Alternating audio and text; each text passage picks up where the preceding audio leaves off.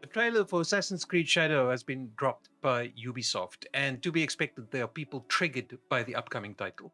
Why, you ask? Well, let's first get into it. The game will continue the tradition of being a third-person adventure game, with it being set in feudal Japan.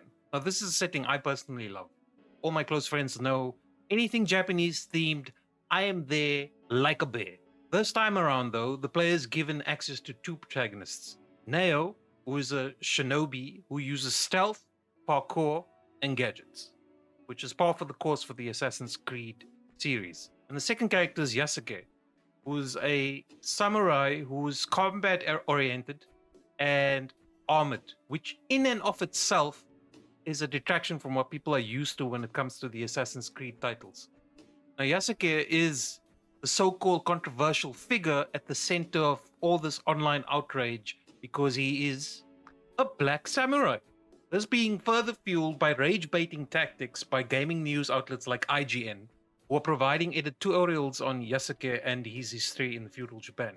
And they're not focusing at all on the gameplay whatsoever. Now, the rage-baiting is a marketing tactic which is being repeatedly used by large corporates in this day and age to ensure that their products are being discussed free of charge and is therefore being advertised effectively. Now, proof of this on a personal level is that I played another recent Ubisoft title, Prince of Persia: The Lost Crown, because I saw somewhere that someone was complaining about the main character not being Persian. Now, I love the Prince of Persia franchise, so much so that I reviewed this latest installment, and when I played the game, this is what I thought when playing as Sargon. Absolutely nothing, not a damn thing. It didn't bother me at all that he was not Persian. I loved the game and I enjoyed exploring it as Sargon, and this is the point I want to share. Gamers objectively do not care about the color of their playable characters, nor do we care to be told about the history of them. We want to learn these things through playing the game. If the game is good and the story is well told, we'll end up falling in love with the character, researching the influences of the game for ourselves, and wanting to have more adventures to share with them. One can turn to the recent God of War titles where Kratos was voiced by Christopher Judge. We loved him as Kratos, and we loved the reimagined Kratos in the two games.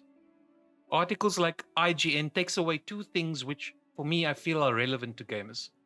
Learning for ourselves through the game about the character and whether or not the game is actually good.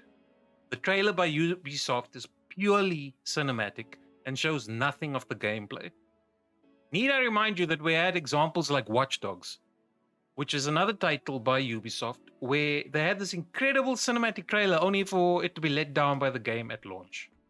And amidst all this manufactured outrage, everyone has ignored the pre-order pricing on this upcoming title, which is the only reason I have now lost a bit of interest in the game, because the pricing is ridiculous.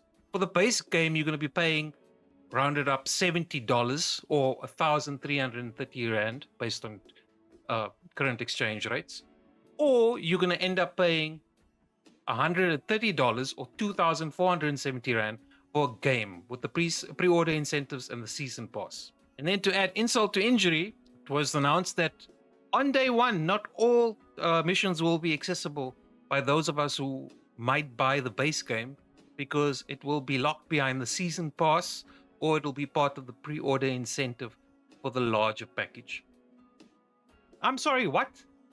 First of all, you have a lack of gameplay in your trailer, and then you have a shocking pricing tier which makes this game something that I will not get at launch. And then, almost as an eye blind, you just create this entire situation which is completely fabricated because, as I've said before, real gamers don't really care about the character we play. We just want a really good game. But then again, all real gamers know you do not do a day one opt-in. Is this a fail by Ubisoft? I personally think so, but I'll be curious to know what you think. You can share your thoughts in the comments. As I said, I was excited for this game, and unfortunately now I'm just gonna wait. Drenched in your